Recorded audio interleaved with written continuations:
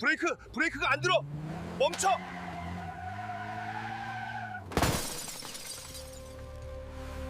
눈보라가 휘몰아치던 새벽이었습니다. 76살 대한민국 대기업의 창업회장이 그날은 기사도 없이 직접 운전대를 잡고 있었습니다.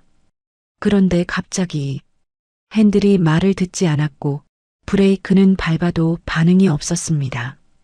차는 그대로 미끄러져 가드레일을 들이받았습니다.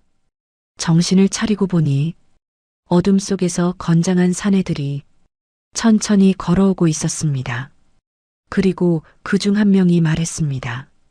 정명우 회장님, 이 새벽에 이 눈보라 속에서 자기 이름을 정확히 부르는 사내가 기다렸다는 듯 나타났다는 건 누군가가 이 자리를 알고 이 사내들을 보냈다는 뜻이었습니다. 그 확신이 차가운 공기처럼 온몸을 타고 번졌습니다. 그때였습니다. 뒤쪽에서 눈을 밟는 또 다른 발소리가 들렸습니다. 부모 없이 고시원에서 혼자 살아가는 20살 여학생이었습니다. 그녀는 단 5분 만에 괴한 셋을 전부 제압했습니다. 그 순간까지도 회장은 알지 못했습니다. 이 낯선 소녀가 자신의 모든 것을 바꿔놓을 거라는 걸, 그리고 가족이라는 이름으로 시작된 악행이 어디까지 이어지고 있었는지를, 피 한 방울 섞이지 않은 두 사람의 운명이 그 새벽 눈보라 속에서 엇갈렸고, 기적처럼 보이지만 결코 우연이 아닌 이야기가 바로 그 순간 시작되었습니다. 이야기 시작 전에 구독과 좋아요 한 번씩 눌러주시고 재미있게 들어주세요. 새벽 5시 라디오에서 블랙아이스 주의보가 흘러나왔습니다. 눈발이 앞유리를 두드리는데 와이퍼가 아무리 긁어내도 소용이 없었어요. 앞이 하나도 안 보였습니다. 76살 명호는 핸들을 꽉 잡고 앞만 노려보고 있었어요. 히터 바람이 발끝을 간지렸지만 손가락 끝은 여전히 차가웠습니다. 조수석은 비어 있었어요. 2달 전 운전기사가 자기 동선을 누군가에게 몰래 보고하고 있다는 걸 알아버린 뒤로 명호는 직접 운전석에 앉았습니다. 40년 넘게 회사를 일군 사람이 자기 차 안에서조차 마음 놓지 못하는 처지가 된 거였어요. 코트 안주머니에는 새벽 3시에 공사 현장, 지하 2층까지 내려가 콘크리트 타설 상태를 손으로 만져보고 온 점검 서류가 들어 있었습니다. 손등엔 시멘트 가루가 아직 묻어 있었죠. 사람들은 76에 왜 아직 현장을 다니냐고 했지만 명호한테 현장은 숨 쉬는 것과 같았어요. 맨손으로 삽을 쥐던 그 시절, 거기서 회사가 시작됐고 거기서 자기 자신도 시작됐으니까요. 그때였습니다. 핸들이 이상했어요. 오른쪽으로 틀었는데 차가 반박자 늦게 움직였습니다. 눈길이라 그런가 싶어 다시 돌렸더니 이번엔 왼쪽으로 쏠렸어요. 미끄러지는 게 아니었습니다. 핸들 자체가 어딘가에 걸린 듯한 느낌, 타이어 그립과는 전혀 다른 저항이었어요. 40년 넘게 차를 몬 사람의 손바닥이 그 차이를 단번에 알아챘습니다. 심장이 벌떡벌떡 뛰기 시작했어요. 등줄기를 타고 찬 땀이 쭉 흘렀습니다. 가드레일이 눈앞으로 다가왔어요. 브레이크를 밟았지만 차는 옆으로 밀렸고 철제 난간을 스치는 소리가 귀를 찢었습니다. 기익, 쾅. 충격과 함께 차가 멈췄을 때 명호의 양손은 핸들 위에서 덜덜 떨리고 있었어요. 숨을 몰아쉬며 고개를 드는 순간 사이드미러에 검은 그림자가 비쳤습니다. 사내 하나가 운전석 쪽으로 걸어오고 있었어요. 급한 사람의 걸음이 아니었습니다. 목적이 있는 사람의 걸음이었어요. 서두르지도 않고 망설이지도 않는 그 발걸음이 오히려 등골을 서늘하게 만들었습니다. 문을 잠그려 손을 뻗기도 전에 사내가 먼저 문을 열었어요. 차가운 바람이 확 밀려들었고 사내의 손이 명호의 코트 깃을 움켜잡았습니다. 장명호 회장님, 이름을 불렀어요. 정확하게요.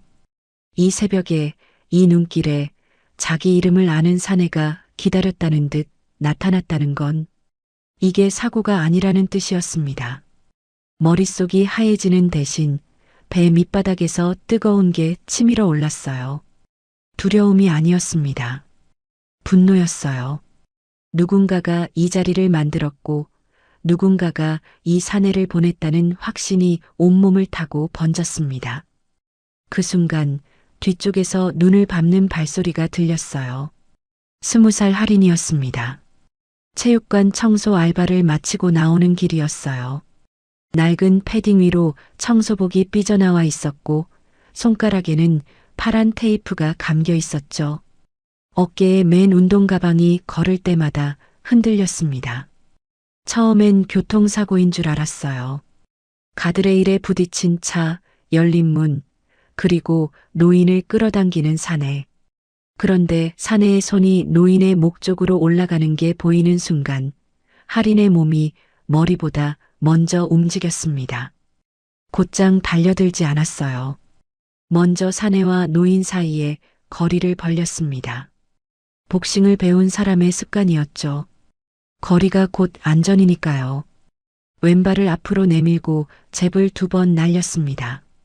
주먹이 사내의 코앞을 스쳤고 사내가 반사적으로 고개를 젖히며 시야가 끊긴 그 찰나 할인이 파고들었어요. 사내가 할인의 팔을 잡아당겼습니다. 힘이 셌어요. 발이 눈 위에서 미끄러졌지만 허리를 낮추고 버텼습니다. 잡아당기는 힘을 역으로 이용해 다리 뒤를 걸고 테이크다운으로 눈바닥에 넘어뜨렸어요.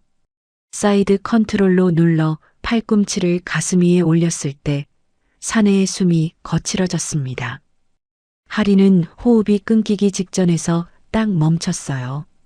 더 누르면 위험하다는 걸 몸이 알았거든요. 움직이면 더 세게 눌러요. 목소리는 차분했지만 심장은 터질 것 같았습니다. 테이프 감긴 손가락 끝이 바들바들 떨리고 있었어요. 사내가 몸을 비틀어 빠져나갔고 어둠 속으로 사라졌습니다. 발자국은 금세 눈에 덮였어요. 눈 위에 무전기 하나와 검은 장갑 한 짝이 남았습니다. 무전기라니요. 혼자 온 게 아니었다는 뜻이잖아요. 할인의 등이 서늘해졌습니다. 가방 끈을 쥔 손에 저도 모르게 힘이 들어갔어요. 명호는 차에 기대어 서 있었습니다. 코트 깃이 찢어져 있었고 양손이 떨렸지만 그걸 숨기려는 듯 주머니에 넣었어요. 할인을 바라보는 눈이 복잡했습니다. 고마움도 있었고 경계도 있었어요. 이름을 묻고 싶었지만 입이 열리지 않았습니다. 지금 이 순간 아무도 쉽게 믿을 수가 없었거든요.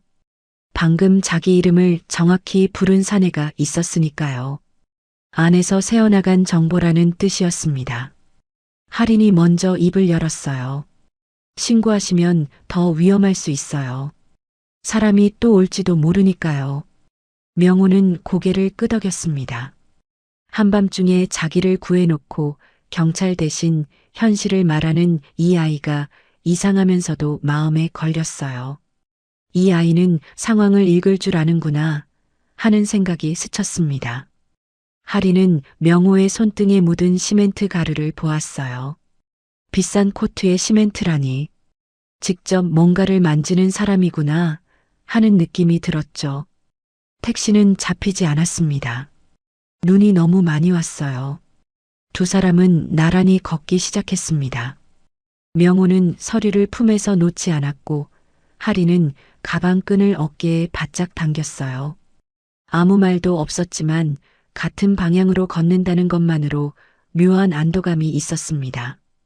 100m쯤 걸었을 때 할인이 슬쩍 고개를 돌렸어요. 뒤쪽 먼 곳에서 헤드라이트 하나가 따라오고 있었습니다. 속도를 줄이지도 높이지도 않는 그 빛이 오히려 소름 끼쳤어요. 그냥 지나가는 차라면 벌써 추월했을 거였습니다. 하리는 아무 말 없이 걸음을 빠르게 했고 명호도 그 의미를 알았어요. 골목을 2번 꺾었을 때 허름한 곰탕집 간판이 보였습니다. 노란 불빛이 눈발 사이로 번지고 있었어요. 24시간이라고 적힌 글씨가 반쯤 벗겨져 있었지만 안에서 새어나오는 김은 따뜻했습니다. 명호는 문 앞에서 멈춰 섰어요. 주머니에서 휴대폰을 꺼냈다가 다시 넣었습니다. 전화할 데가 없었어요. 회사 보안팀도 운전기사도 가족도요. 누구한테 전화를 해야 안전한 건지 알 수가 없었습니다. 그 사실이 명호의 가슴을 짓눌렀어요. 76회를 살아오면서 이렇게 막막한 적이 있었던가 싶었습니다. 할인이 먼저 문을 열었어요. 따뜻한 공기와 국물 냄새가 얼굴을 감쌌습니다. 일단 들어가시죠. 오늘은 그냥 같이 버텨요. 그 한마디가 명호에게는 오랫동안 듣지 못한 말이었습니다. 같이 버틴다는 것, 누군가가 옆에 있다는 것. 76회를 살면서 수많은 악수를 했지만 아무것도 모르는 사람의 말 한마디가 이토록 따뜻할 줄은 몰랐어요. 명호는 문을 열고 안으로 들어갔습니다. 뒤에서 눈이 2 사람의 발자국을 조용히 덮고 있었습니다. 곰탕집 안은 좁았습니다. 플라스틱 의자 4개짜리 테이블이 5개, 벽에는 누렇게 바랜 메뉴판이 붙어 있었어요. 13,000원짜리 곰탕과 10,000원짜리 수육이 전부였죠. 형광등 하나가 지직거리며 가게 안을 밝히고 있었고 주방 쪽에서 뚝배기 끓는 소리가 보글보글 들려왔습니다. 손님은 아무도 없었어요. 여기 곰탕 2그릇이요. 할인이 먼저 주문했어요. 주방에서 70대쯤 되어 보이는 사장이 고개를 내밀었습니다. 눈이 얼마나 오길래 둘 다 꼬라지가 그 모양이야? 명호의 찢어진 코트깃과 할인의 청소복을 번갈아 보며 혀를 찼어요. 할인은 대답 대신 웃어 보였고 명호는 구석 자리에 먼저 앉았습니다. 코트째로 의자에 몸을 묻었어요. 품속 서류를 놓지 않으려는 게 아니라 놓을 수가 없는 거였습니다. 지금 그게 자기가 현장에 있었다는 유일한 증거니까요. 할인은 맞은편에 앉으며 운동 가방을 무릎 위에 올렸어요. 테이프가 감긴 손등에는 긁힌 상처가 여러 개 보였습니다. 오래된 것도 있었고 아까 눈바닥에서 사내를 제압할 때 생긴 것도 있었죠. 곰탕이 나왔어요. 뚝배기에서 하얀 김이 모락모락 올라왔습니다. 할인은 밥을 국물에 척 말아 허겁지겁 먹기 시작했어요. 체육관 청소 3시간에 사내 제압에 눈길 걷기까지 배가 고플 수밖에 없었죠. 국물이 목을 타고 내려갈 때마다 얼었던 몸이 조금씩 풀렸습니다. 명호는 숟가락을 들었다가 내려놓았어요. 소금도 치지 못한 채 국물만 한 모금 넘겼습니다. 손이 아직 떨려서 숟가락이 뚝배기에 부딪히며 달그락 소리를 냈어요. 그 소리가 창피했는지 2 손을 무릎 위에 올렸습니다. 할인은 그걸 보고도 모른 척 밥을 먹었어요. 괜히 눈치를 주면 이 어르신이 더 불편해할 것 같았거든요. 한참 동안 말이 없었습니다. 뚝배기 끓는 소리와 형광등 지직거리는 소리만 가게 안을 채웠어요. 그런데 불편하지 않았습니다. 같은 추위를 견딘 사람들 사이에는 말이 없어도 통하는 게 있었어요. 할인이 밥그릇을 비울 때 명호가 처음으로 입을 열었습니다. 아까 그거 어디서 배웠어요? 목소리가 낮았어요. 조심스러운 것도 있었고 경계를 풀지 못한 것도 있었습니다. 복싱이요. 주짓수도 좀 해요. 프로인가요? 아직이요. 오픈리그 선발전을 준비하고 있는데 프로 전환 평가전 같은 거예요. 할인의 눈이 잠깐 반짝였다가 금세 가라앉았어요. 선발전 이야기를 꺼내면 당장 내일 훈련비가 걱정됐고 체육관 샤워실 열쇠를 반납한 것도 떠올랐으니까요. 이번 달부터 관리비 문제로 열세를 회수당해서 땀에 젖은 채로 고시원에 돌아가는 날이 늘고 있었습니다. 명호는 코트 안주머니에서 서류를 반쯤 꺼내다가 다시 넣었어요. 이사회 보고서였습니다. 펼쳐 보여줄까 말까 망설이는 손짓이었죠. 결국 넣었어요. 아직은 아니라는 판단이었습니다. 누가 이런 짓을 한 거예요? 할인이 물었어요. 조용한 목소리였지만 눈은 똑바로 명호를 보고 있었습니다. 명호는 대답하지 않았어요. 숟가락으로 국물 위 기름을 천천히 밀어내다가 고개만 살짝 저었습니다. 모르는 게 아니라 말할 수 없다는 표정이었어요. 할인은 더 묻지 않았습니다. 그때 사장이 깍두기 접시를 하나 더 갖다 놓으며 한마디 했어요. 눈 오는 새벽에 밥 먹으러 오는 사람 치고 사연 없는 사람 못 봤어. 그 말에 가게 안 공기가 조금 부드러워졌습니다. 명호가 숟가락을 다시 들었어요. 이번에는 떨림이 아까보다 덜했습니다. 명호가 지갑을 꺼냈어요. 계산하려는 것 같았습니다. 그런데 지갑을 열다 말고 할인 쪽으로 밀려는 듯한 손짓을 하다가 멈췄어요.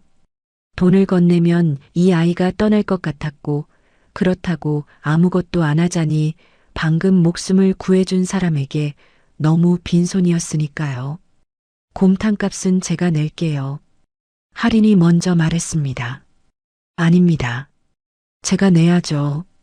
명호의 목소리에 고집이 묻어 있었어요. 할인은 더 다투지 않았습니다. 대신 숟가락을 내려놓으며 조용히 말했어요. 어르신, 저 하나만 약속해 주세요. 저한테 거짓말 하지 마세요. 돕게 되든 안 되든 그것만 지켜주시면 돼요. 명호의 눈이 흔들렸습니다. 이 아이가 돈이 아니라 신뢰를 요구한다는 게 의외였어요. 아무 말 없이 고개를 끄덕였습니다. 밖으로 나오자 눈은 조금 잦아들었지만 바람은 여전히 매서웠어요.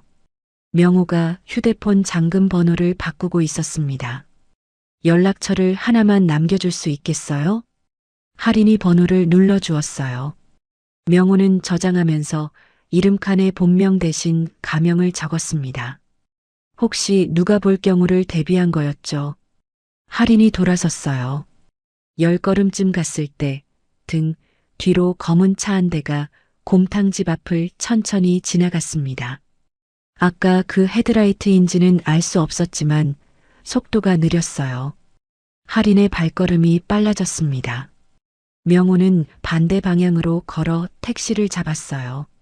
차에 타자마자 휴대폰을 꺼냈습니다. 회사 보안팀 번호에서 손가락이 멈췄어요. 누르지 않았습니다. 한참을 더 내려가 오래전에 저장해둔 이름 하나에서 멈췄어요. 박철우. 옛날 현장 비서였습니다. 이 사람에게만 조용히 연락을 넣었어요. 택시 창밖으로 눈이 다시 거세지고 있었습니다. 이건 시작이라는 걸 알고 있었어요. 사고가 아니라 신호였으니까요. 자기를 현역에서 밀어내려는 누군가의 첫 번째 수였습니다. 같은 시간 할인은 고시원 문을 열고 들어갔어요. 한평 남짓한 방에 찬 기운이 가득했습니다. 패딩을 벗지도 못한 채 이불을 끌어당겼어요. 천장을 보며 아까 그 어르신의 떨리는 손을 떠올렸습니다. 휴대폰을 꺼냈다가 다시 넣던 그 순간의 얼굴. 전화할 곳이 없는 사람의 얼굴이었어요. 고시원 창문 너머로 새벽빛이 희미하게 번지기 시작했습니다. 명호가 집에 도착한 건 아침 7시가 넘어서였습니다. 현관문을 여는데 안쪽에서 먼저 문이 열렸어요. 사위 도윤이 서 있었습니다. 42살, 그룹 전략기획 총괄. 넥타이를 매지 않은 셔츠 차림이었지만 구김 하나 없었어요. 이 새벽에 여기서 기다리고 있었다는 뜻이었습니다. 아버님, 어디 다녀오신 겁니까? 연락도 안 되시고. 목소리가 부드러웠어요. 걱정하는 사위의 목소리였습니다. 그런데 명호는 그 부드러움이 불편했어요. 도윤은 원래 이렇게 일찍 오는 사람이 아니거든요. 현장 좀 봤다. 명호는 짧게 대답하고 신발을 벗었습니다.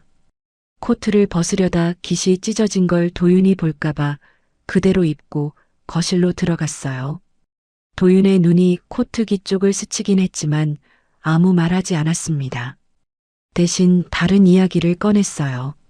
아버님, 실은 드릴 말씀이 있어서 왔습니다. 요즘 건강이 걱정돼서요. 건강? 나 어디 아픈 데 없다. 그게 아니라 정밀 인지 검사를 한번 받아보시면 어떨까 해서요. 요즘 이사회에서도 회장님 컨디션을 여쭤보는 분들이 계시거든요. 명호의 눈이 좁아졌어요. 인지 검사. 그 단어가 귀에 꽂혔습니다. 76이면 누가 권해도 이상하지 않을 나이이긴 했어요. 하지만 도윤이 이 새벽에 찾아와서 꺼낼 이야기는 아니었습니다.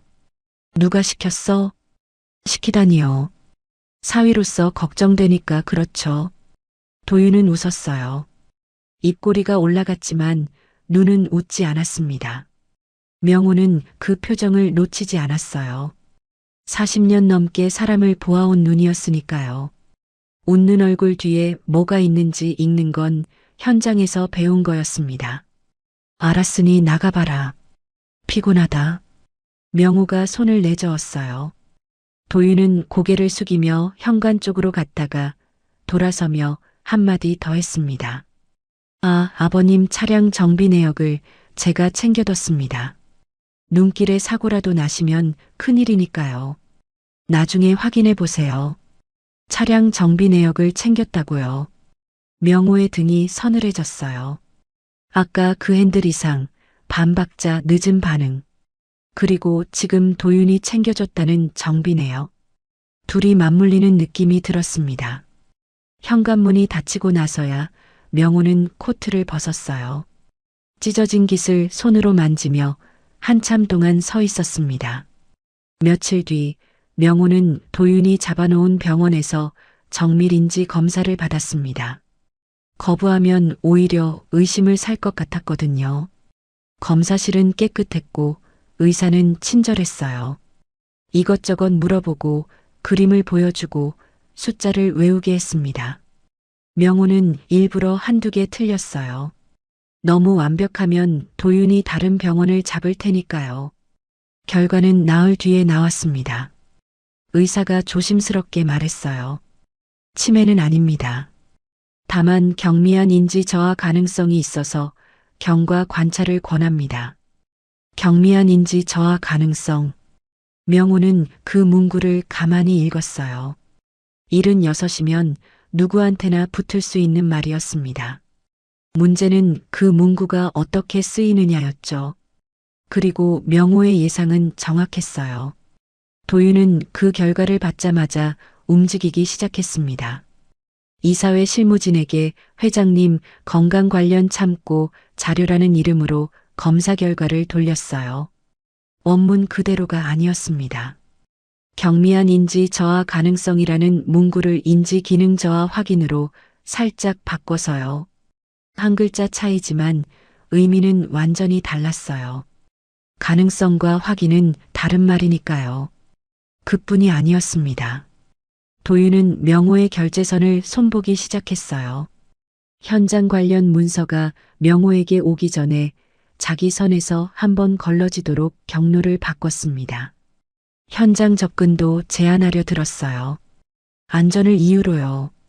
회장님 연세의 지하 현장은 위험하다. 낙상 사고가 나면 어쩌느냐. 그런 말들이었습니다.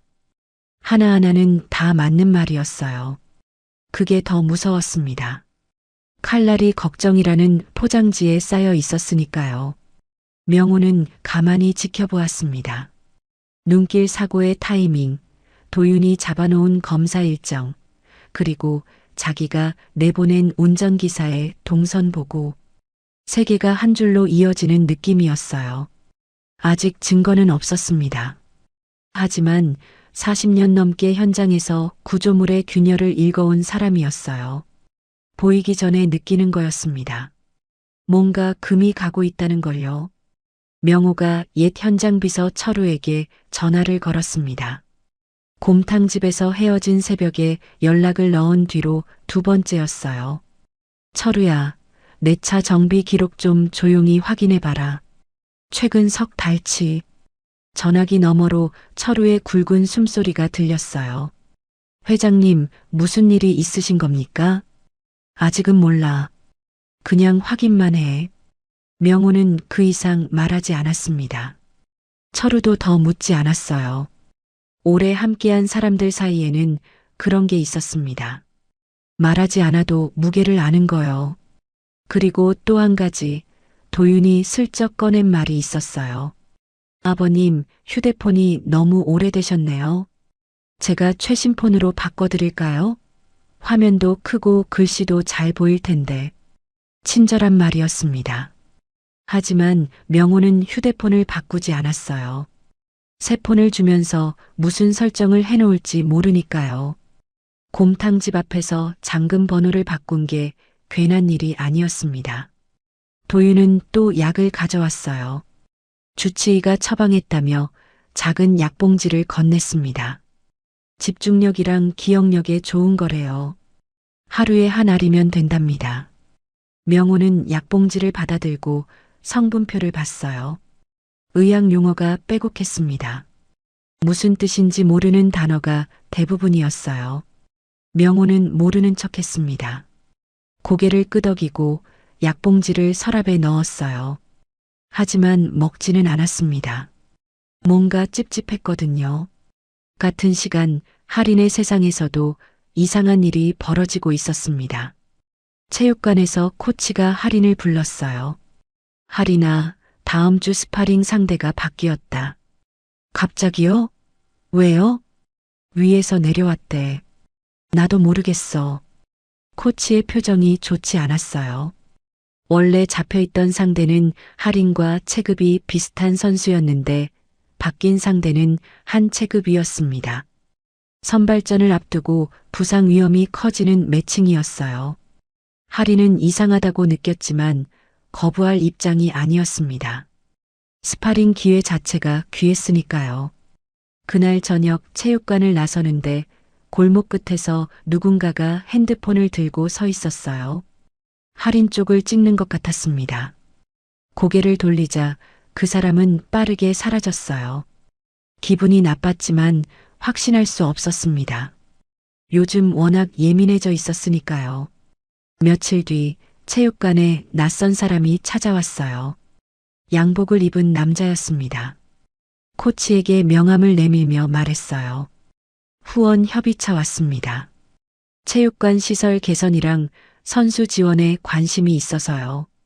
코치는 반가워했지만 할인은 그 남자의 구두가 신경 쓰였어요. 이 동네 체육관에 올 사람이 신는 구두가 아니었거든요. 명호에게서 연락이 왔습니다. 곰탕집 이후 처음이었어요. 짧은 문자였습니다. 당분간 내 집 주변은 오지 마시오. 할인은 화면을 보며 미간을 찌푸렸어요. 왜요? 라고 묻고 싶었지만 그 어르신이 곰탕집에서 보여준 표정이 떠올랐습니다. 휴대폰을 꺼냈다가 넣던 그 손. 아무도 믿지 못하는 사람의 손이었어요. 오지 말라는 건 경고가 아니라 보호였습니다. 자기를 지키려는 게 아니라 할인을 지키려는 거였어요. 할인은 답장을 보내지 않았습니다. 대신 운동 가방을 메고 체육관으로 향했어요. 지금 자기가 할 수 있는 건 훈련뿐이었으니까요. 선발전 날짜는 정해져 있었고 시간은 기다려주지 않았습니다. 명호는 서재에 앉아 있었어요. 책상 위에는 도윤이 올린 결제 서류가 15장 쌓여 있었습니다. 한꺼번에 올린 거였어요. 평소에는 서너 장씩 나눠서 올리던 서류를 한 번에 밀어 넣은 겁니다. 읽다 보면 지치고 지치면 대충 사인하게 되니까요. 혼란을 유도하는 거였습니다. 명호는 서류를 한 장 한 장 천천히 읽었어요. 눈이 침침했지만 돋보기를 쓰고 끝까지 읽었습니다. 한 장에서 이상한 문구를 발견했어요. 현장 안전관리 권한을 전략기획총괄에게 위임한다는 내용이었습니다. 사인하면 명호가 현장에 갈 이유가 사라지는 거였어요. 명호는 그 서류만 빼서 서랍에 넣었습니다. 사인하지 않았어요. 창밖으로 눈이 또 내리고 있었습니다. 명호는 창에 비친 자기 얼굴을 보았어요. 76의 얼굴. 주름이 깊었고 눈밑이 처져 있었습니다. 늙었다는 건 인정했어요. 하지만 판단이 흐려진 건 아니었습니다. 다음 이사회 전에 증거가 필요했어요. 느낌만으로는 아무것도 막을 수 없었으니까요. 명호는 서랍에서 도윤이 준 약봉지를 꺼내 성분표를 다시 들여다보았습니다. 모르는 단어들이었어요. 하지만 이번에는 그냥 넘기지 않았습니다. 이걸 확인해 줄 사람이 필요했어요. 그리고 그 사람이 누구인지 명호는 아직 몰랐습니다. 곰탕집에서 헤어진 20살 아이가 그 답을 가지고 있을 줄은요. 문자 한 통이 왔습니다. 체육회 공식 번호였어요. 서아린 선수, 오픈리그 선발전 출전 정지 통보, 사유 규정 위반 의심, 상세 내용은 첨부 문서를 확인하시기 바랍니다. 하리는 고시원 침대에 앉아 화면을 3번 읽었습니다. 규정 위반 의심. 뭘 위반했다는 건지 구체적인 말이 없었어요. 첨부 문서를 열어보니 지난달 스파링에서 상대 선수가 부상을 입었다는 내용이 적혀 있었습니다. 부상 진단서와 함께 영상 파일이 하나 첨부되어 있었어요. 하리는 영상을 재생했습니다. 자기가 상대를 제압하는 장면이었어요. 그런데 이상했습니다. 영상이 잘려 있었어요.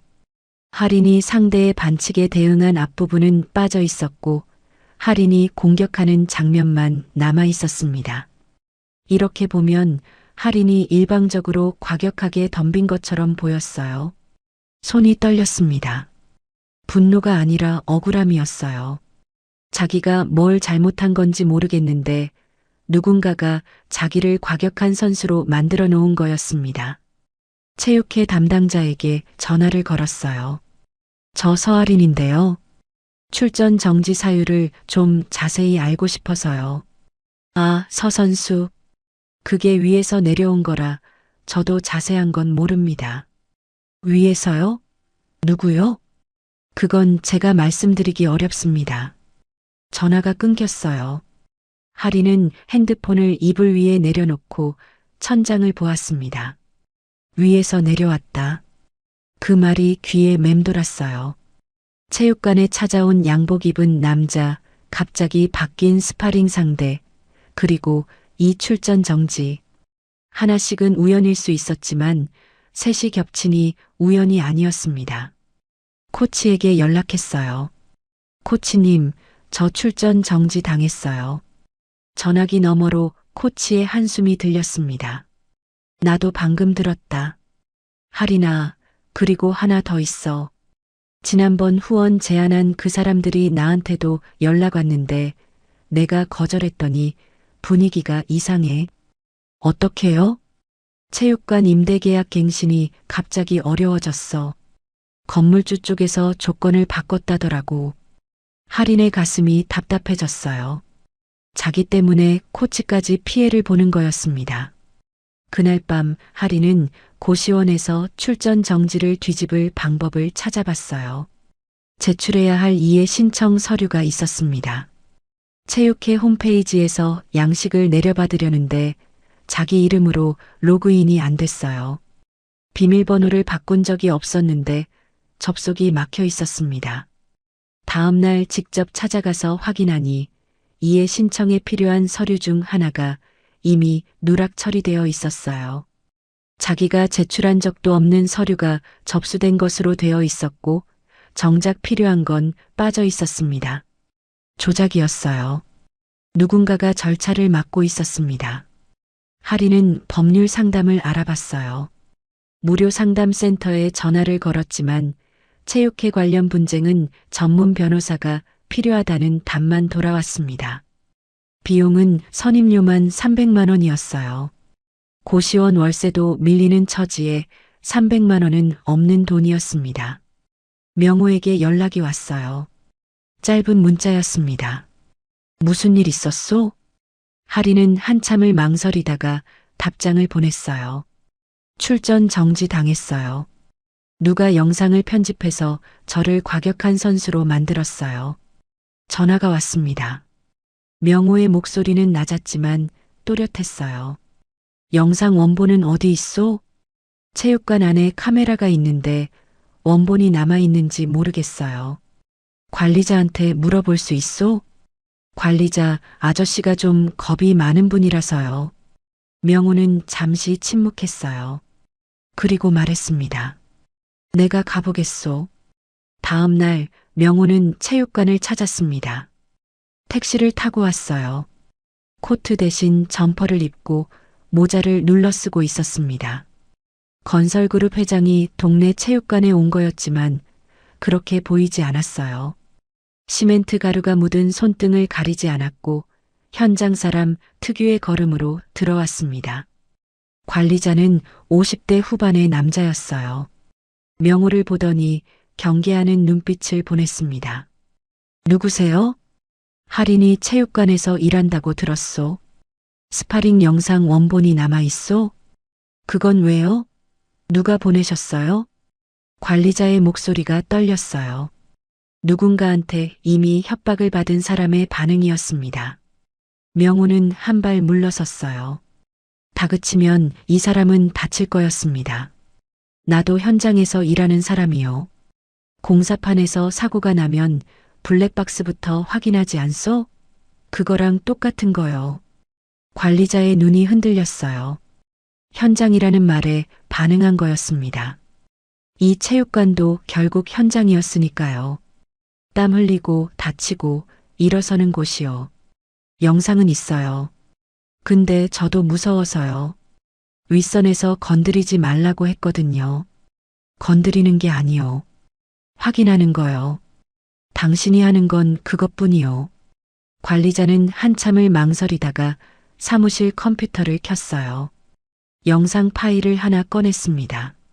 원본이었어요. 편집된 버전과 달리 상대 선수가 먼저 반칙을 한 장면이 그대로 남아 있었습니다. 할인은 대응한 것뿐이었어요.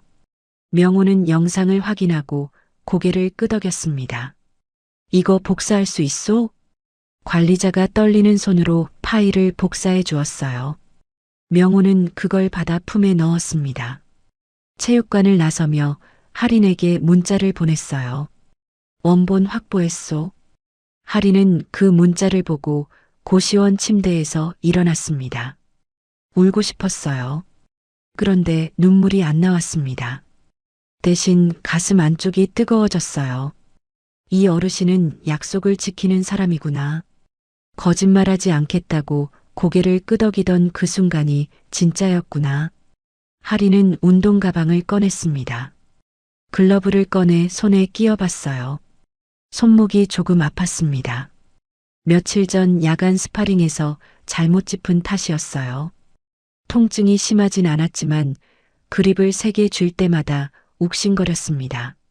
무시할 정도는 되었지만 신경 쓰이는 건 어쩔 수 없었어요. 그래도 쉴 수 없었습니다. 출전 정지가 풀리면 바로 링에 서야 했으니까요. 할인은 고시원 방에서 섀도우 복싱을 시작했어요. 한 평짜리 방에서 팔을 뻗으면 벽에 닿았지만 풋워크는 할 수 있었습니다. 왼발을 앞으로 오른발을 뒤로 몸을 낮추고 다시 올리고 숨이 찰 때까지 반복했어요. 밤이 되자 주짓수 도장에 갔습니다. 야간 자유 스파링 시간이었어요. 할인은 자기보다 몸집이 큰 상대와 붙었습니다. 밀리는 체중을 버티면서 가드를 잡고 상대의 팔을 끌어당기는 연습을 했어요. 손목이 아팠지만 이를 악물었습니다. 지금 아프다고 멈추면 링에서도 멈추게 될 테니까요. 같은 시간 명호는 서재에서 철우의 전화를 받았어요. 회장님, 정비 기록 확인했습니다. 석 달 전에 조양 개통 점검이 한 번 있었는데 담당자 이름이 좀 이상합니다. 어떻게? 정비소 직원이 아니에요. 외부에서 온 사람입니다. 그런데 누가 의뢰했는지는 기록이 없어요. 명호의 손이 전화기를 꽉 쥐었습니다. 조양계통? 그날 새벽 캔들이 반박자 늦게 반응했던 바로 그 부분이었어요. 기록 원본 확보해둬라. 사진이라도 찍어놔. 알겠습니다. 전화를 끊고 명호는 창밖을 보았습니다. 어둠 속에서 눈이 또 내리고 있었어요. 도윤은 회사에서 서류로 명호를 옥죄고 체육회 쪽에서는 할인의 미래를 막고 있었습니다. 두 갈래의 선이 한 사람에게서 나온다는 걸 명호는 이제 확신했어요. 명호는 휴대폰을 들어 할인에게 문자를 보냈습니다. 훈련에만 집중하시오. 서류 쪽은 내가 준비하겠소. 할인은 주짓수 도장에서 땀을 닦다가 문자를 확인했어요. 짧은 글이었지만 무게가 느껴졌습니다. 이 어르신은 서류를 모으고 있고 자기는 몸을 만들고 있었어요. 각자의 싸움이었지만 같은 방향이었습니다. 할인은 핸드폰을 가방에 넣고 다시 매트 위에 섰어요. 손목이 욱신거렸지만 주먹을 쥐었습니다. 링에 설 권리는 누가 줄 수 있는 게 아니었어요. 자기가 되찾아야 하는 거였습니다. 재심회의 날짜가 잡혔습니다. 2주 뒤 수요일 체육회 징계위원회. 할인의 출전 정지를 뒤집을 수 있는 유일한 기회였어요. 시간이 많지 않았습니다. 명호는 서재에서 재심용 자료를 정리하고 있었어요. 체육관에서 확보한 원본 영상, 상대 선수의 과거 부상 기록, 그리고 스파링 당일 할인의 훈련 스케줄. 하나하나 날짜 순으로 맞춰보니 편집된 영상이 얼마나 악의적으로 잘렸는지 분명해졌습니다. 원본에는 상대가 먼저 팔꿈치로 할인의 턱을 가격한 장면이 그대로 남아 있었어요. 동시에 명호는 자기 싸움도 준비하고 있었습니다. 도윤이 이사회에 돌린 인지 검사 결과 경미한 인지 저하 가능성을 인지 기능 저하 확인으로 바꿔놓은 그 문서. 명호는 그걸 깨부수려면 같은 무기가 필요하다는 걸 알았어요. 재검이었습니다. 도윤의 손이 닿지 않는 대학병원 신경과를 택했고 예약은 비서실을 거치지 않고 본인 이름으로 잡았어요. 도윤은 며칠 뒤에 알아챘습니다. 비서실장이 귀띔한 거였어요. 도윤은 이사회 실무진을 통해 재검 불필요 의견을 돌렸지만 명호가 먼저 움직였습니다. 창업회장의 권한으로 이사회 사무국에 직접 통보했어요. 재검을 받겠다. 결과는 이사회 전에 공유하겠다.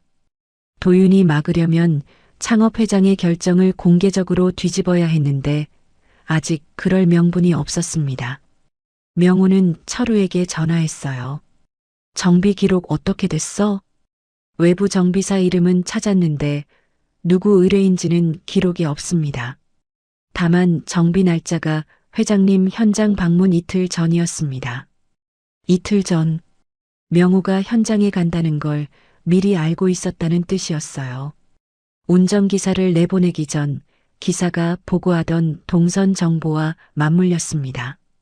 그리고 회장님, 하나 더 있습니다. 과거 현장 안전사고 기록을 뒤져봤는데 3년 전 크레인 와이어 절단 사고 보고서에 도윤 전무 이름이 들어가 있습니다. 안전예산 집행 승인자로요.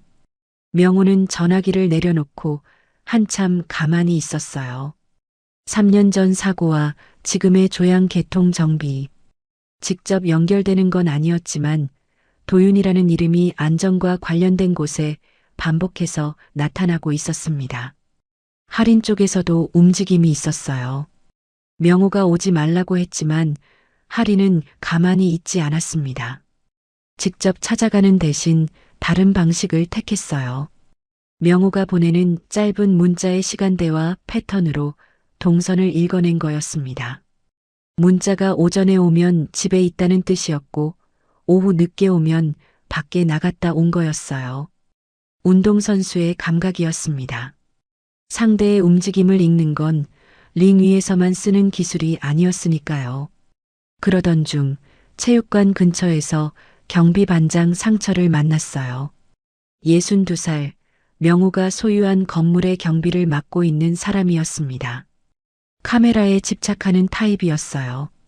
건물 안팎의 모든 카메라 각도를 외우고 있었고 화면이 조금이라도 흔들리면 바로 확인하러 가는 사람이었죠. 아저씨, 요즘 건물 쪽에 이상한 차 안 보여요? 카메라 사각지대에 주차하는 차가 하나 있긴 한데. 사각지대를 골라서요? 응. 보통 사람은 그런 걸 신경 안 쓰거든. 하리는 상철에게 복싱 호흡법을 알려주었어요. 오래 서 있을 때 덜 피곤해지는 방법이었습니다. 상철은 처음엔 어이없다는 듯 웃었지만 해보더니 신기한 표정을 지었어요. 진짜 다리가 좀 가벼워지는 것 같은데? 매일 해보세요. 그리고 아저씨, 그 차 다시 보이면 저한테도 알려주세요. 며칠 뒤 도윤 쪽에서 또 움직였습니다.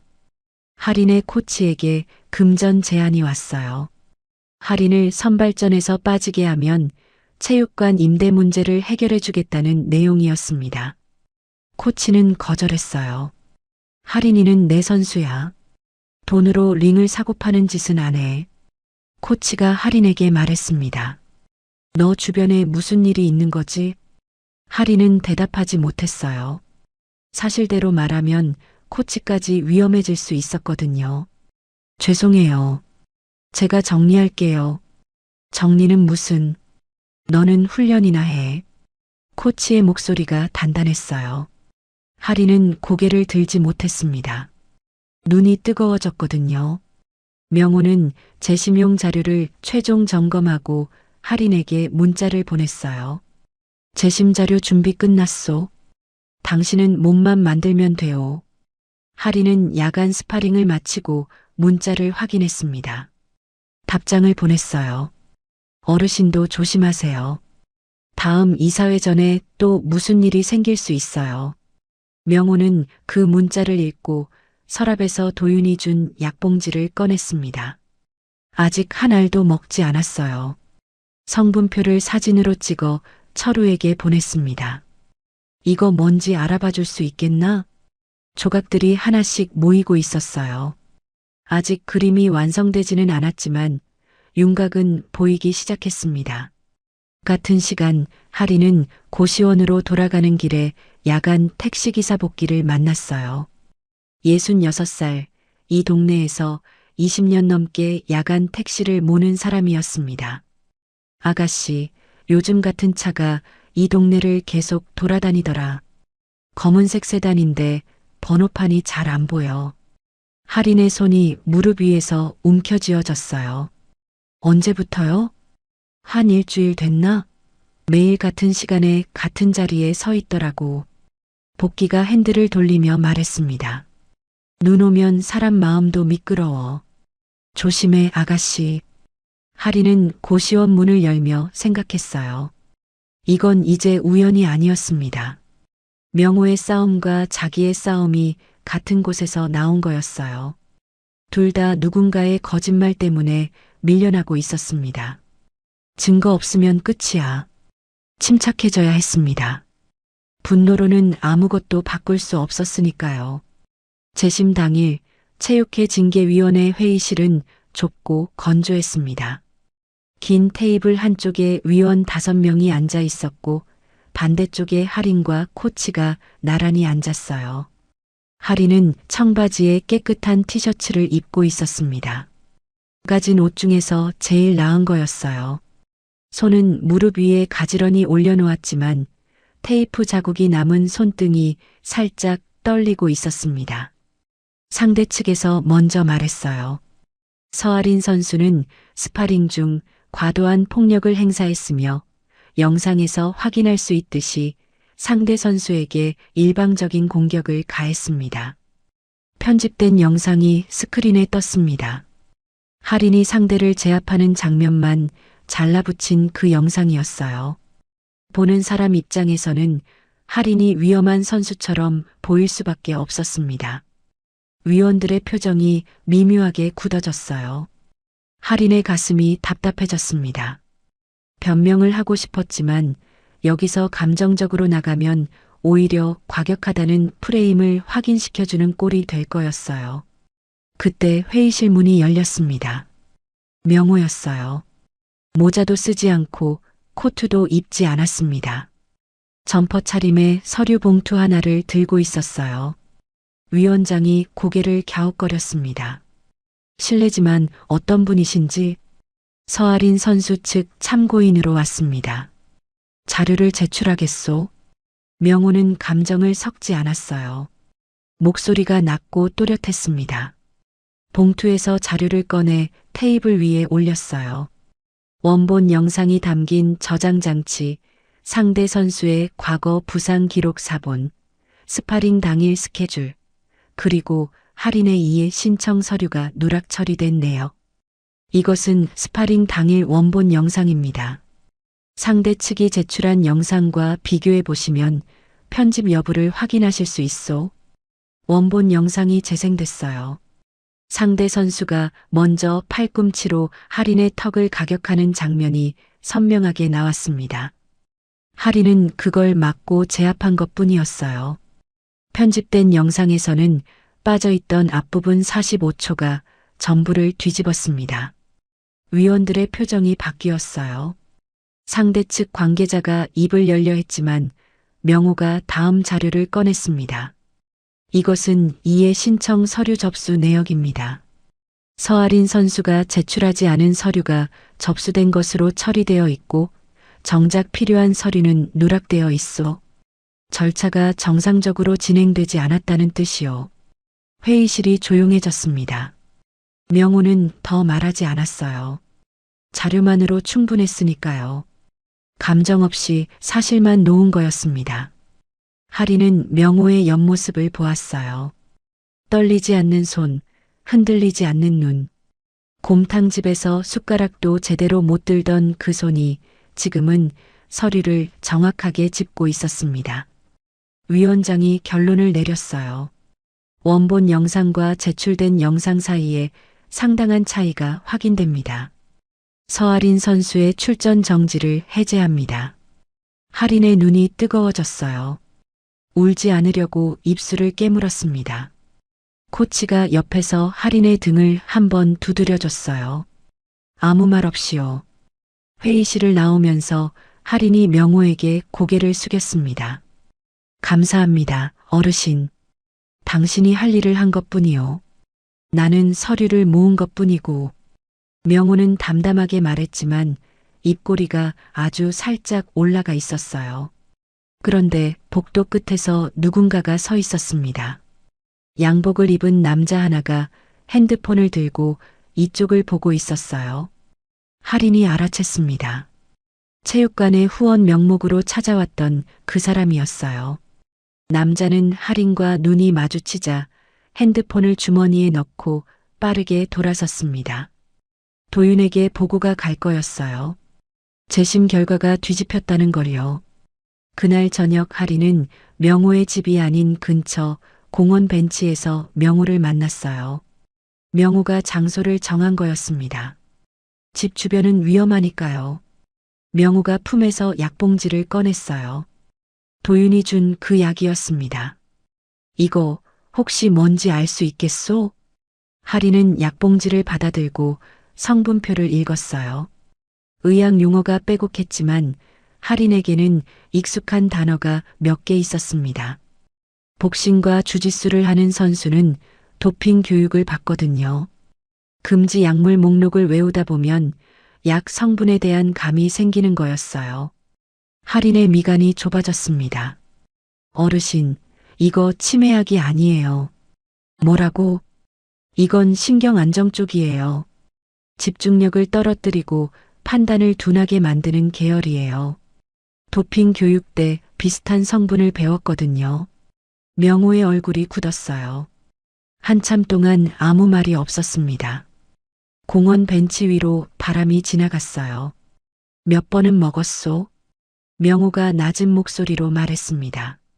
처음에 서너 알 먹었는데 그때 머리가 멍하고 집중이 안 되는 느낌이 있었소. 그래서 안 먹었는데. 할인의 손이 약봉지를 꽉 쥐었어요. 분노가 올라왔지만 꾹 눌렀습니다. 어르신, 이거 사진 찍어 두셨어요? 철우한테 보냈소. 잘하셨어요. 이거 증거예요. 할인은 약봉지를 명호에게 돌려주며 말했어요. 앞으로 어르신 식사나 물, 약 같은 거 제가 확인할게요. 그건 너무 위험하오. 위험한 건 어르신이 혼자 이걸 드시는 거예요. 명호는 반박하지 못했습니다. 할인의 눈이 너무 단단했거든요. 같은 시간 도윤은 사무실에서 재심 결과를 전해 듣고 있었어요. 비서실장이 조심스럽게 보고했습니다. 서아린 선수 출전 정지가 해제됐습니다. 회장님 측에서 원본 영상을 제출하셨다고 합니다. 도윤의 표정이 순간 일그러졌어요. 하지만 금세 돌아왔습니다. 이 사람은 표정 관리에 능한 사람이었으니까요. 다만 오른손이 책상 위 볼펜을 꽉 쥐고 있었어요. 손가락 끝이 하얘질 정도로요. 아버님이 직접 가셨다고? 네. 참고인 자격으로 출석하셨습니다. 도윤은 의자를 돌려 창밖을 보았습니다. 한참 동안 아무 말이 없었어요. 그리고 입을 열었습니다. 회장님 주치의한테 연락해. 약 처방 내역 좀 바꿔야겠어. 바꾸신다면? 용량을 늘려. 비서실장의 표정이 굳었지만 고개를 숙였습니다. 도윤은 다시 창밖을 보았어요. 그리고 혼잣말처럼 중얼거렸습니다. 이사회의 회장이 외부인과 접촉해 회사에 리스크를 만들고 있다는 보고를 올려 참고인 출석건이랑 묶어서 칼이 부드러워지는 대신 날카로워지고 있었습니다. 그날 밤 경비반장 상철이 할인에게 전화를 걸었어요. 아가씨, 그 사각지대 차 말이야. 오늘 새벽 4시에 건물 지하 주차장으로 들어갔다 나왔어. 카메라 로그에 찍혔는데 이상한 게 출입 기록이 없어. 출입 기록 없이 들어갔다고요? 응. 카메라가 삐졌다 싶었는데 로그를 보니까 차는 분명히 들어갔다 나왔어. 누가 기록을 지운 거야? 할인의 등이 서늘해졌어요. 택시기사 복귀가 말한 검은 세단과 상철이 말한 사각지대 차 같은 차인지는 모르지만 감시의 윤곽이 점점 또렷해지고 있었습니다. 할인은 전화를 끊고 창밖을 보았어요. 고시원 창문 너머로 가로등 불빛이 흔들리고 있었습니다. 재심에서 이긴 건 좋았어요. 하지만 그게 끝이 아니라는 걸 알았습니다. 오히려 시작이었어요. 도윤은 이제 더 노골적으로 나올 거였습니다. 할인은 눈을 감았어요. 손목이 욱신거렸습니다. 내일도 훈련을 해야 했어요. 선발전은 기다려주지 않았으니까요. 그런데 훈련만 하고 있을 수가 없었습니다. 어르신이 혼자 약을 먹고 있었다는 사실이 자꾸 머릿속에 맴돌았어요. 이제 확전이었습니다. 되돌리기 어려운 곳까지 온 거였어요. 도윤이 서류를 들고 왔습니다. 웃고 있었어요. 언제나처럼요. 아버님, 좋은 곳을 찾았습니다. 웰리스 재활센터라고 건강회복 프로그램이 잘 되어 있대요. 한 달만 쉬고 오시면 이사회에서도 안심하실 거예요. 표지에는 나무와 호수 사진이 인쇄되어 있었습니다. 명호는 서류를 넘기다가 손가락이 멈췄어요. 프로그램 일정표 사이에 작은 글씨로 적힌 규정이 보였거든요. 외출은 의료진 승인 후 가능. 휴대폰은 입소 시 보관함에 맡김. 면회는 가족 또는 법적 대리인에 한하여 사전 승인제. 겉은 재활센터였지만 속은 감금이었습니다. 자발적 동의서만 쓰시면 바로 입소하실 수 있습니다. 도윤이 이미 준비해 온 동의서를 꺼냈어요. 명호의 이름과 주민번호가 인쇄되어 있었고 서명란만 비어 있었습니다. 생각 좀 해보겠다. 너무 미루시면 자리가 없을 수도 있어요. 내 건강은 내가 판단하마. 현관문이 닫히는 소리가 유난히 크게 들렸습니다. 사흘 뒤 명호는 시설에 있었어요. 자발적으로 간 게 아니었습니다. 도윤이 이사회에 회장님 건강 악화로 긴급 요양이라는 보고를 먼저 올렸고 의료진 소견서까지 첨부했어요. 동의서에는 명호가 서명했다고 적혀 있었지만 그 필체는 명호의 것이 아니었습니다.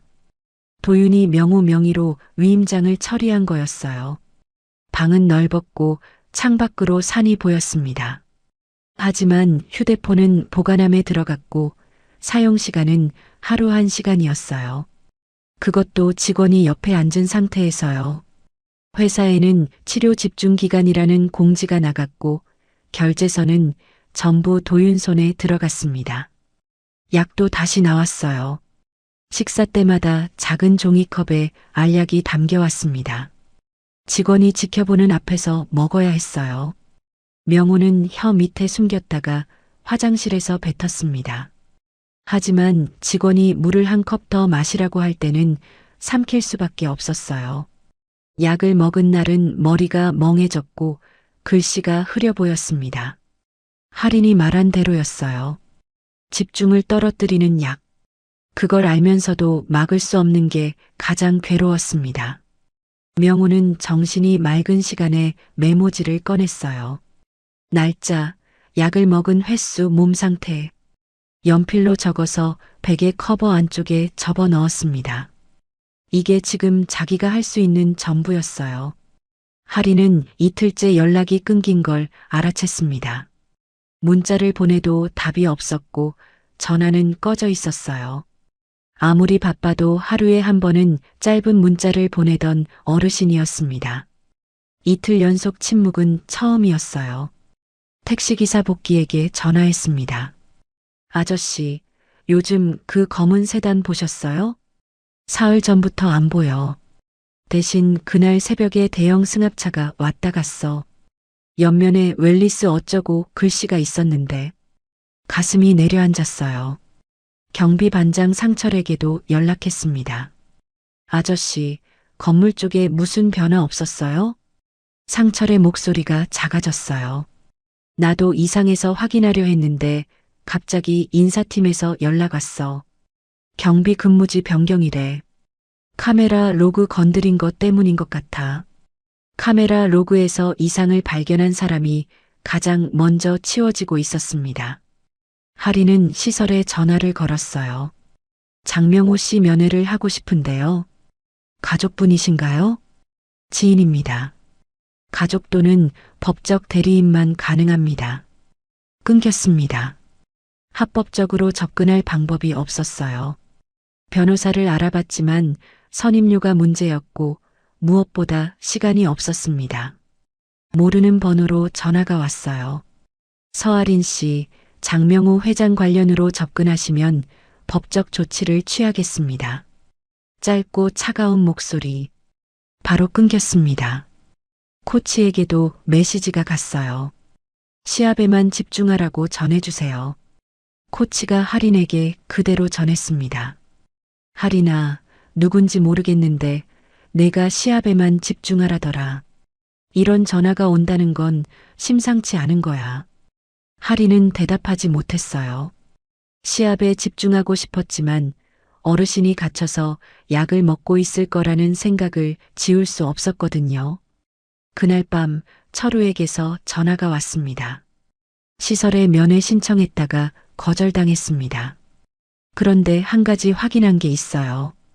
입소 동의서에 회장님 서명이 있는데 필체가 다릅니다. 그리고 보증일란에 도윤 전무 서명이 들어가 있어요. 도윤의 서명, 시설 계약서에 직접 사인한 거였어요. 증거였습니다. 하리는 분노를 눌렀어요. 지금 화를 내봤자 어르신이 나오는 건 아니었습니다.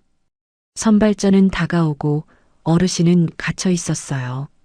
하리는 운동 가방을 내려다보았습니다. 글러브가 보였어요. 손목이 욱신거렸습니다. 문이 닫히면 열어야죠. 합법으로는 시간이 없었습니다. 변호사를 쓰면 몇 주, 법원 판단까지 가면 몇 달. 그 사이에 어르신은 약을 먹고 머리가 멍해지고 판단이 흐려질 거였어요. 하리는 더 기다릴 수 없었습니다. 철우에게 전화했어요. 아저씨, 시설 내부 동선 아시는 거 있어요? 철우는 잠깐 침묵했습니다. 그리고 낮은 목소리로 말했어요. 면회 신청할 때 로비까지는 들어갔습니다. 복도 끝에 야간 프로그램실이 있었는데 저녁 8시부터 9시까지 입소자들이 그쪽으로 이동하더라고요. 그 시간에 병실 쪽 복도가 비었습니다. 카메라는요? 로비랑 정문에 집중돼 있었어요. 후문 쪽은 배달 차량이 드나드는 통로인데 카메라가 한 대뿐이었습니다. 각도가 좁아서 사각지대가 있을 겁니다. 경비반장 상철이 알려준 것과 같은 원리였어요. 카메라에도 사각이 있다는 거. 하리는 그걸 기억하고 있었습니다. 아저씨, 저 들어갈게요. 위험합니다. 어르신이 약을 먹고 계세요. 매일이요. 기다리면 늦어요. 철우는 더 말리지 않았어요. 대신 한마디 했습니다. 시설 카메라 녹화 서버가 관리실에 있습니다. 내가 백업을 하나 떠놓겠습니다. 혹시 모르니까. 하리는 고개를 끄덕였어요. 전화기 너머였지만 철우도 알았을 거였습니다. 이 20살짜리가 진심이라는 걸요. 다음 날 저녁 하리는 시설 근처에 도착했습니다. 택시기사 복귀가 태워다 줬어요. 아가씨, 여기서 뭐 하려고? 사람 데리러 왔어요. 에이, 탈옥이야 뭐야. 위험한 거 아니지? 위험하면 아저씨한테 전화할게요. 그때 여기로 와주세요. 복귀는 혀를 찼지만 차를 시설 뒤편 도로에 세워두었습니다. 하리는 후문 쪽으로 돌아갔어요. 철우가 말한 배달 통로였습니다. 저녁 배달이 끝난 시간이라 셔터가 반쯤 내려가 있었어요. 하리는 청소업체 점퍼를 입고 있었습니다. 체육관 청소 알바 때 입던 그 옷이었어요. 배달 동선을 아는 척하며 셔터 아래로 몸을 낮춰 들어갔습니다. 복도는 조용했어요. 야간 프로그램 시간이라 입소자 대부분이 프로그램실로 이동한 뒤였습니다. 철우가 알려준 대로 병실 쪽 복도가 비어 있었어요. 하리는 운동화 소리가 나지 않도록 발끝으로 걸었습니다. 심장이 미친 듯이 뛰었지만 호흡은 일정하게 유지했어요. 복싱 라운드 사이에 호흡 고르는 것과 같았습니다. 세 번째 방 앞에서 멈췄어요.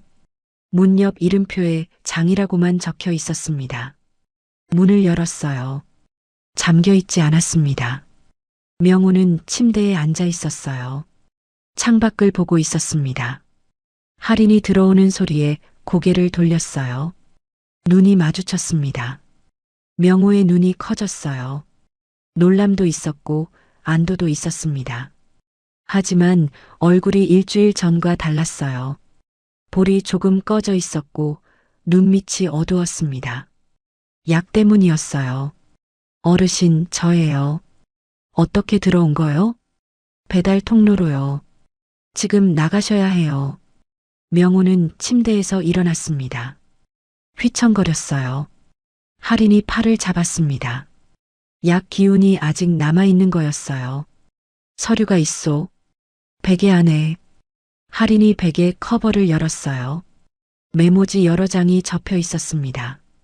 날짜, 약 복용 횟수, 몸 상태. 명호가 맑은 정신일 때 적어둔 기록이었어요. 그리고 메모지 사이에 접힌 종이 한 장. 도윤이 보낸 동의서 사본이었습니다. 명호가 서명하지 않은 그 동의서. 이거 안 쓰셨잖아요. 안 썼소. 그런데 시설에는 내가 썼다고 되어 있을 거요. 하리는 메모지와 동의서를 품에 넣었어요. 명호를 부축해 복도로 나왔습니다. 명호의 발걸음이 느렸어요. 약 때문에 다리에 힘이 없었습니다. 복도 끝을 돌았을 때 경비원과 마주쳤어요. 거기 누구예요?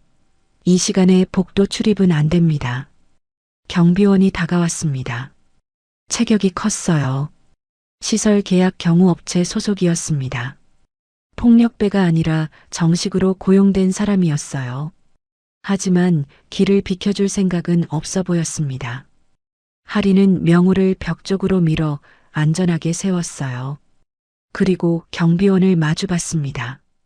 비켜주세요. 이분은 여기 있으시면 안 되는 분이에요. 규정상 입소자 이동은 직원 동행이 필요합니다. 돌아가세요. 경비원이 하린의 어깨를 잡으려 했어요.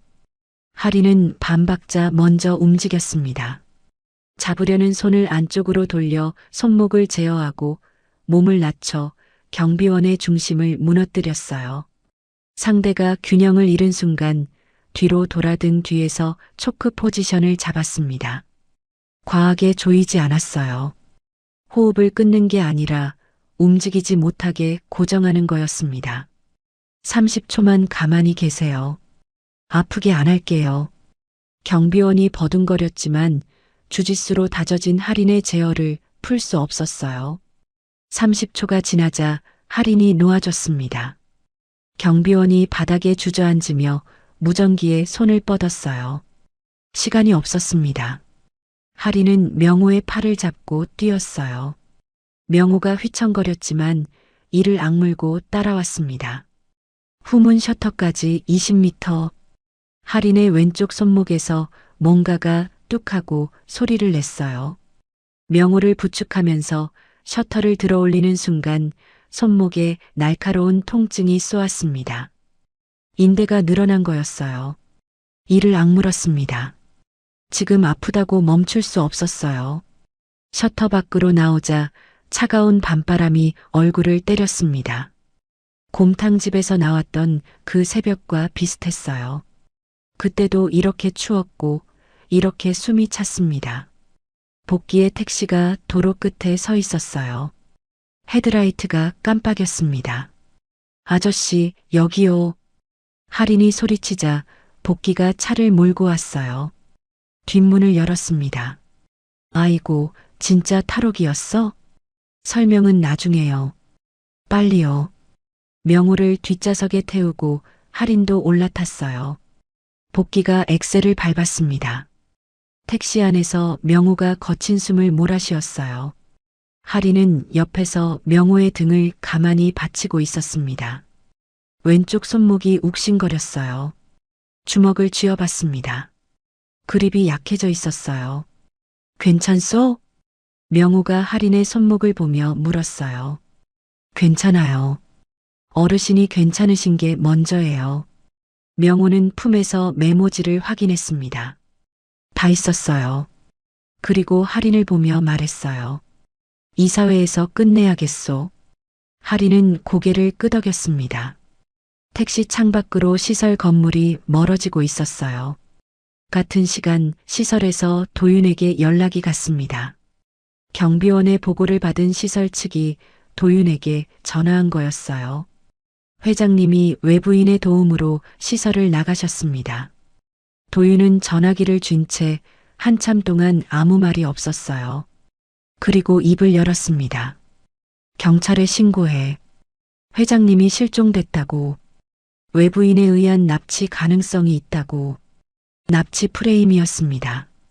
하린이 구출한 걸 납치로 뒤집는 거였어요. 도윤의 역전 시도가 시작됐습니다. 도윤은 빠르게 움직였습니다. 시설 탈출 다음 날 아침 인터넷 기사가 떴어요.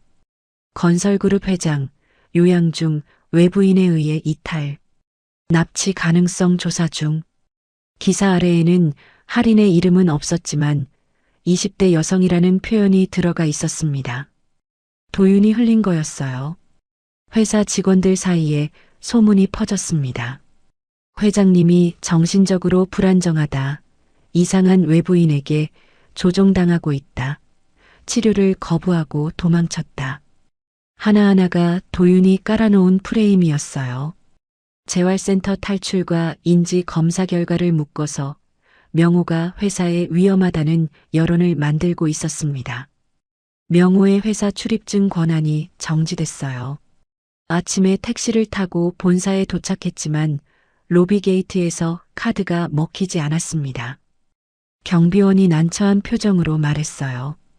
죄송합니다, 회장님. 보안팀에서 임시 정지 처리가 됐다고 합니다.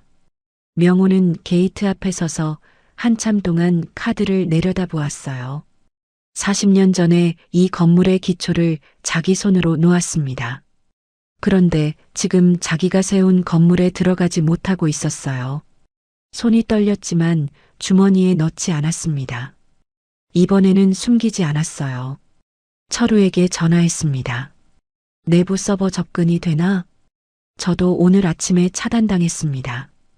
도윤 전무가 보안팀을 통해 접근 권한을 전부 정리한 것 같습니다. 명호의 입이 굳었어요.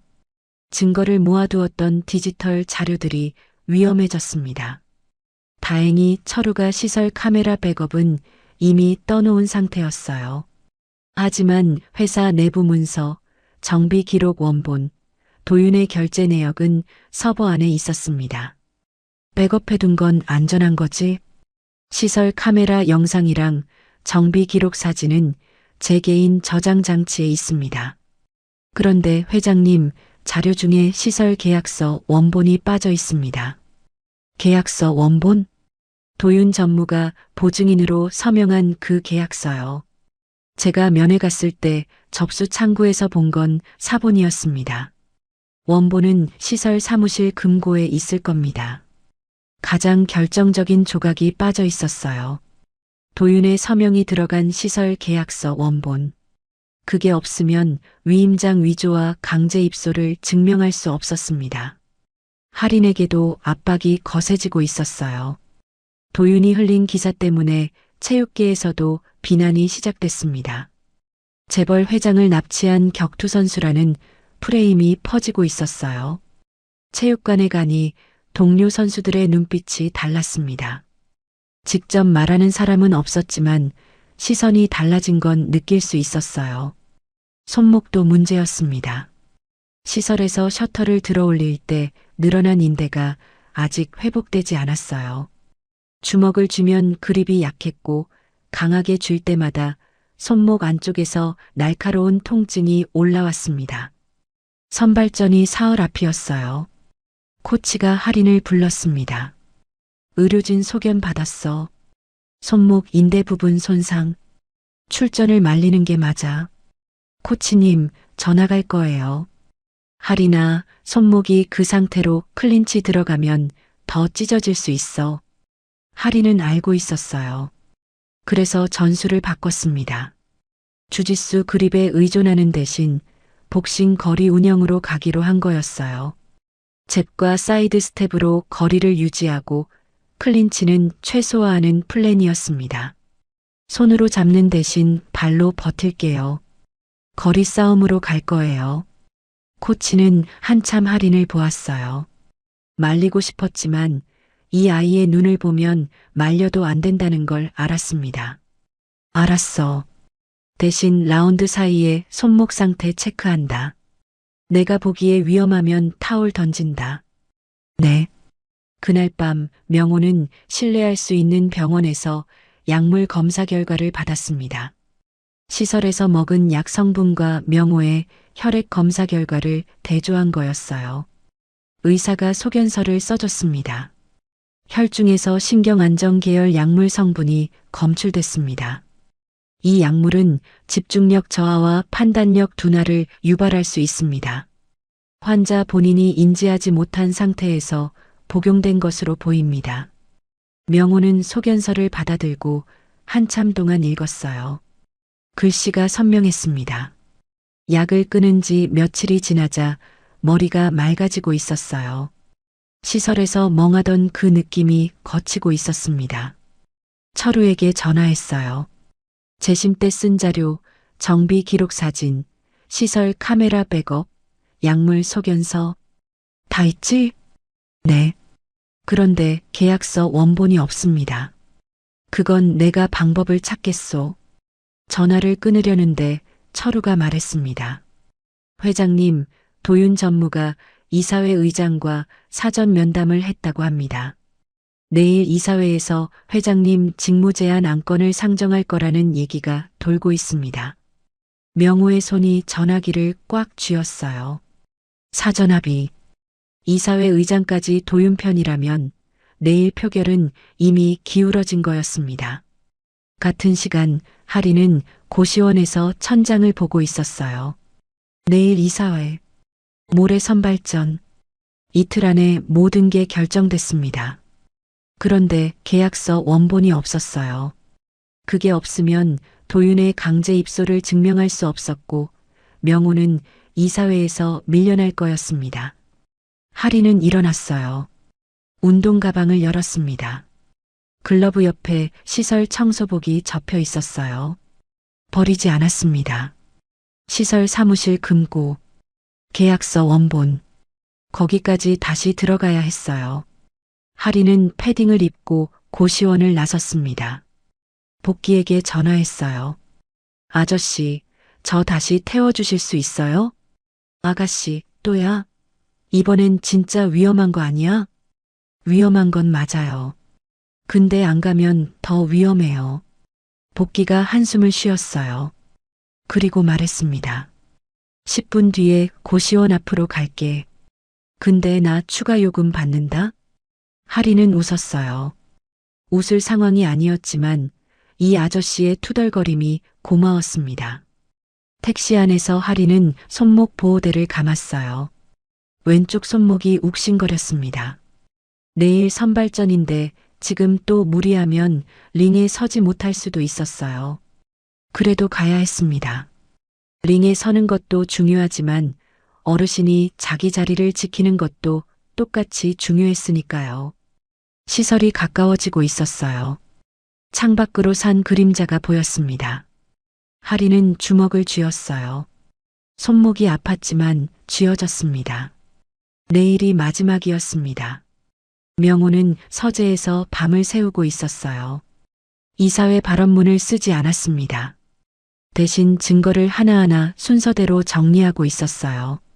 정비 기록, 약물 소견서, 시설 카메라 영상, 인지 검사 재검 결과, 빈칸이 하나 있었습니다. 계약서 원본. 할인이 채워올 거라는 걸 명호는 알지 못했어요. 창밖에서 바람 소리가 들렸습니다. 긴 밤이었어요. 새벽 4시 할인은 시설 후문에 서 있었습니다.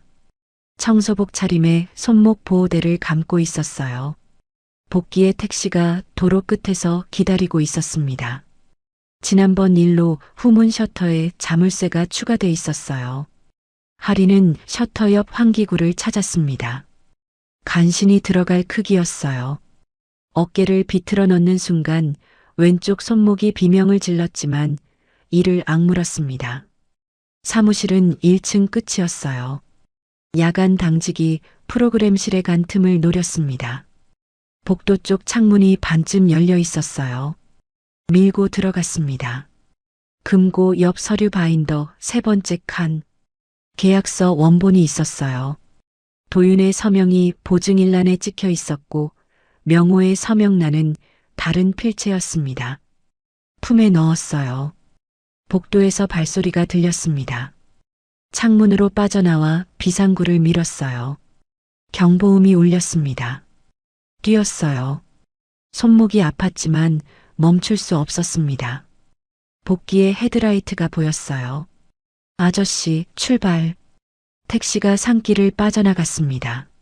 하리는 계약서를 사진으로 찍어 철우에게 보냈어요. 원본 확보했어요.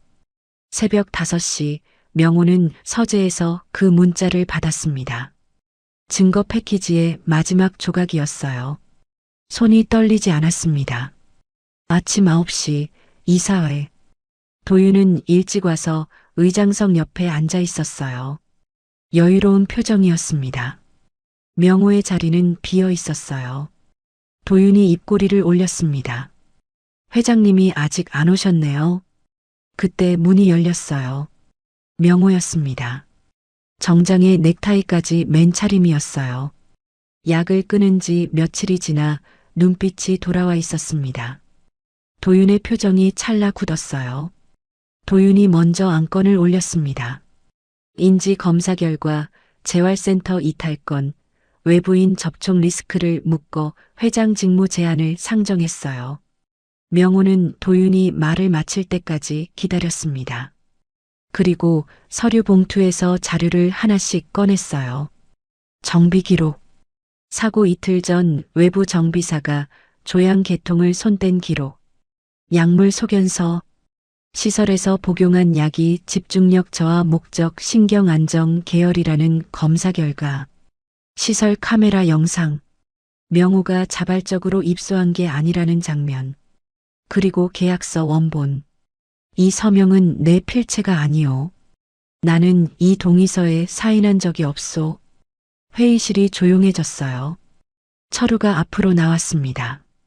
저는 창업 초기부터 회장님 곁에서 현장을 함께한 사람입니다. 이 자료들은 제가 직접 확보하고 보관한 것입니다. 도윤이 말했어요. 아버님이 과대망상 증세를 보이시는 겁니다. 자료를 조작해서 체육회 쪽 조작건도 연결되어 있소. 명호가 끊었어요. 편집 영상건, 이해 신청 서류 누락건. 도윤의 손길이 닿아 있었다는 걸 자료가 보여주고 있었습니다. 의장이 손을 들었어요. 안건을 변경합니다. 강도윤 전무의 직무정지 및 조사 안건을 상정합니다. 도윤의 얼굴에서 처음으로 웃음이 사라졌습니다. 표결이 진행됐어요. 가결. 도윤은 고개를 숙인 채 회의실을 나갔습니다. 같은 날 저녁 하리는 링 위에 서 있었어요. 오픈리그 선발전 결승. 상대는 압박형 인파이터였습니다. 거리를 좁히고 몰아붙이는 스타일. 클린치에 들어가면 손목이 버틸 수 없었어요. 종이 울렸습니다. 상대가 바로 들어왔어요. 하리는 뒤로 빠지며 잽을 날렸습니다. 한 발, 두 발, 세 번째가 코끝을 스쳤어요. 상대가 고개를 젖힌 틈에 사이드 스텝. 복싱 풋워크로 각도를 바꿨습니다. 상대가 클린치를 시도했어요. 하리는 들어가지 않았습니다. 상대의 팔 안쪽에 팔꿈치를 대고 밀어냈어요. 주짓수에서 배운 프레임. 잡지 않고 밀어내는 기술이었습니다. 손목에 부담이 가지 않았어요. 3라운드 상대가 작정하고 허리를 잡으려 왔습니다. 하리는 상대 머리 위에 팔을 걸었어요. 헤드 포지션으로 고개를 눌러 자세를 무너뜨렸습니다. 손목이 아닌 팔꿈치와 어깨로 체중을 실었어요. 심판이 브레이크를 걸었고 하리는 물러나며 잽을 한 발 더 찔렀습니다. 깨끗하게 들어갔어요. 종이 울렸습니다. 판정 3대 0. 하린이 이겼어요. 글러브를 벗자 손목 보호대가 땀에 젖어 있었습니다. 아팠어요. 하지만 이겼습니다. 관중석 구석에서 명호가 서 있었어요. 정장 차림 그대로 두 손을 가만히 모으고 있었습니다. 눈이 젖어 있었어요. 경기장을 나서며 하린이 물었습니다. 어르신, 곰탕 드실래요? 명호가 웃었어요. 처음 보는 웃음이었습니다. 그래야지. 며칠 뒤 명호가 말했어요. 법적 후견인이 되어주겠소. 원한다면 입적도. 하리는 한참 동안 말이 없었습니다. 어르신, 저 같은 사람이요? 피는 중요하지 않소. 같은 곳을 보고 같은 길을 걸은 사람이면 돼요. 하린의 눈에서 눈물이 떨어졌어요. 고시원 천장을 보며 혼자 버티던 밤들이 떠올랐습니다. 네, 하겠습니다. 명호가 하린의 손을 잡았어요. 시멘트 가루가 묻던 그 손이었습니다. 거칠었지만 따뜻했어요. 피가 아닌 선택으로 가족이 완성됐습니다. 오늘 이야기 어떠셨나요? 피가 아닌 선택으로 만들어진 가족. 돈으로 살 수 없는 것들이 결국 이기더라고요. 이야기가 마음에 드셨다면 구독과 좋아요 부탁드립니다. 감사합니다.